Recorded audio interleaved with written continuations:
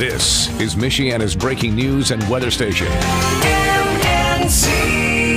On News Talk 95.3, 101.9 FM, and 1340 AM, your MNC Nation station. Good morning. Welcome to Wednesday. I'm John Zimney, the MNC News Center. It's the final day of July 2024. And the news getting started now with our top local stories on Michiana's Morning News. 2 people have been charged in connection with a homicide in South Bend. It was January of last year when South Bend police were called to the 500 block of South 29th Street on the report of a shooting. Upon arrival, officers found 31-year-old Justin Stewart, who died from apparent gunshot wounds. Through the investigation by the Violent Crimes Unit, 34-year-old Christopher Brown and 30-year-old London Davis were identified as suspects and arrested. The St. Joseph County Prosecutor's Office has charged Brown with murder and conspiracy to commit murder. Davis has also been charged with conspiracy to commit murder. Alyssa Foster, MNC News. The first of 3 hearings of the Delphi murders case began on Tuesday. Defense attorneys for suspect Richard Allen filed several motions. The first was to have Allen move from solitary confinement in the Indiana Department of Correction to the Cass County Jail to improve Allen's mental state. A second motion was filed over how 26 terabytes of evidence are organized and labeled. The defense says it's completely disorganized. The third motion was to have the case completely dismissed. The judge has yet to make any of the rulings. The Cass County Sheriff's Office is asking for help identifying in a breaking and entering incident that happened in the Dowagiac area. We posted the images at 953mnc.com at the suspects, plus information for police. If you have any info, you're asked to contact the Cass County Sheriff's Office. A former Greenwood School wrestling coach has been charged with the count of dissemination of material that's harmful to a minor. Over accusations, he sent several nude photos to a 14-year-old on Snapchat. Elijah Ross was arrested earlier this year after Greenwood police received information back in January about his alleged activity from school officials. Under police questioning, Ross admitted to sending the photos. And that's Terry D. reporting. Turning now to Michiana's election headquarters. He'll be stepping down as a St. Joseph County commissioner, but Derek Dieter is still hoping he'll get voters' support on Election Day. He announced on Monday he's now running for surveyor on the GOP ticket. He also announced an aggressive goal of bringing his campaign to all 224 voting precincts throughout the county. Dieter will be running against Democrat Ed Fisher. Health experts are alarmed after infant mortality increased for the second year in a row. There were just over 5 deaths for every 1,000 live births. The total of more than 20,000 was a 3% increase from a year earlier. Doctors suggest contributing factors could include an earlier than usual RSV and flu season. Derek Decker, MNC News. And it's Summerween, the latest marketing trend. Major retailers are already putting Halloween products on sale, as you've probably noticed, giving consumers a jumpstart on the holiday. A shopping expert, Trey Baj, says it's all about acquisition. I don't think there are going to be great deals right now, but it really is about snagging that thing that you must have before your neighbor gets it. Retailers including Amazon, Costco, Michaels, and TJ Maxx are getting in on the action. Home Depot's Skelly, that's that 12-foot skeleton, is already on sale starting at $300. And Target's Louis the Pumpkin Ghoul is back at $180. Summerween.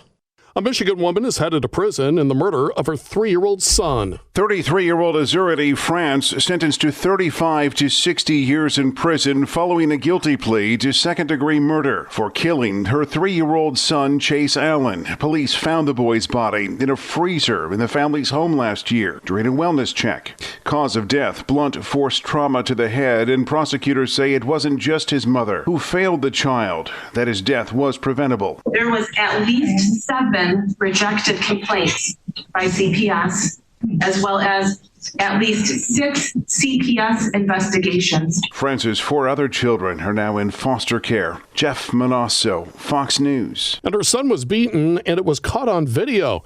But there are even more reasons as to why the boy's mom in Beech Grove isn't happy. Debbie Canthanamy says Beech Grove High School called her about the incident. Video showing her freshman son on the ground being beaten and kicked by 2 older students. She tells Wish TV the adults at the school should have protected her son. The fact that my baby wasn't protected. Like, I feel like he should have been protected, like, by somebody. Like, even in the video, you don't hear the teacher, like, even saying anything. She's also upset her son was not allowed to use his phone to call her and that he is being written up. The district isn't saying if the other students are being disciplined. Kirk Darling, Network Indiana. Indiana University has released a new policy regarding protests on its Bloomington campus. In short, no camping, no hanging or planting signs without approval, and no protests after 11 p.m. That's just some of the new policy rolled out by the IU Board of Trustees this week. Chairman Quinn Buckner. There can be no disconnect between free speech and campus safety. Cannot happen. There are two sides of a very important coin. The policy is in response to recent anti-Israeli protests.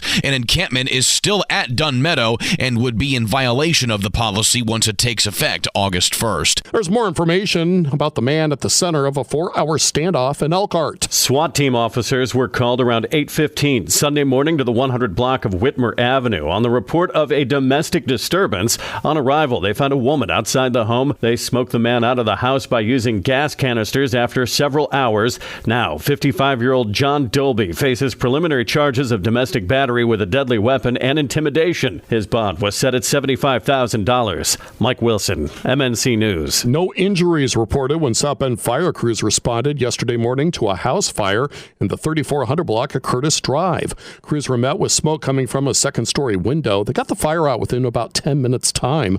2 small dogs were found in the structure and taken to safety. A cat was not able to be located. The cause of that fire remains under investigation.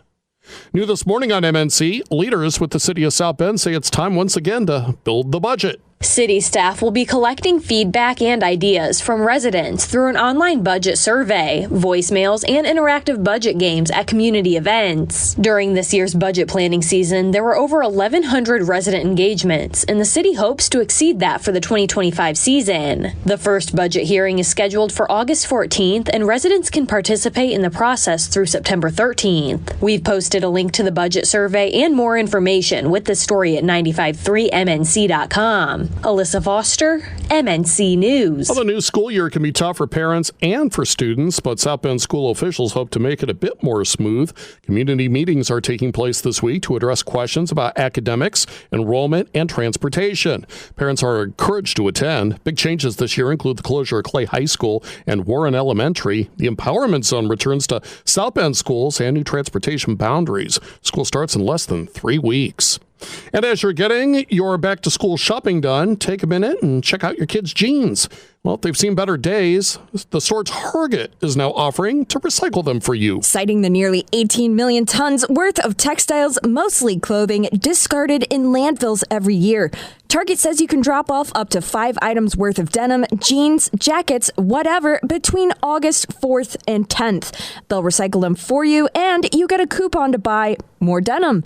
At Target, of course. Morgan Hopkins, MNC News. By the way, the countdown to the start of school is on by this time next week, by next Wednesday. Believe it or not, students from a dozen Michiana school districts in the listening area will be back in the classroom. Michigan students will be back in school starting in late in August. Partly sunny, hot and humid today. We're going to get up around 90 degrees. We're still looking at a chance for some scattered showers and thunderstorms as well. As we head into tonight, we drop down to 70, scattered showers possible overnight. And then for Thursday, partly sunny, chance of a few showers through the day, and high temperatures still at 88. I'm WSBT 22 Chief Meteorologist Carrie Peugeot. You can get the top local news delivered to your email twice each day. To get signed up, go to 953mnc.com, click where it says On Demand. Podcasts by Federated Media.